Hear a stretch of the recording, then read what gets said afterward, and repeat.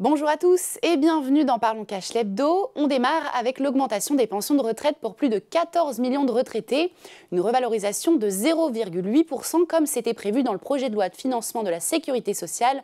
Cela devait en théorie être au 1er janvier, mais comme les pensions sont versées le 9e jour du mois, la hausse est effective depuis ce jeudi 9 février.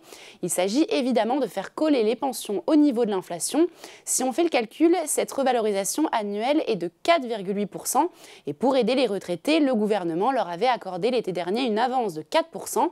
Il manquait donc 0,8%. C'est chose faite depuis cette semaine. Et en ces temps de flambée des prix, les automobilistes sont mis à rude épreuve. Cette semaine, le patron de Total Energy a laissé entrevoir une possible bonne nouvelle.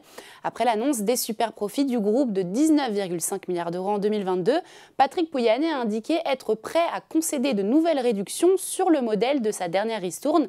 Concrètement, si le litre de gazole dépasse les 2 € du litre, une réduction pourrait s'appliquer.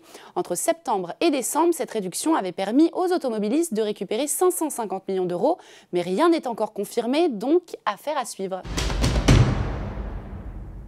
Et on termine avec ces très bons résultats du côté du crowdfunding immobilier. En 2022, la collecte a dépassé 1,6 milliard d'euros selon le baromètre, soit une hausse de plus de 40% et un nouveau record pour le financement participatif dans la pierre.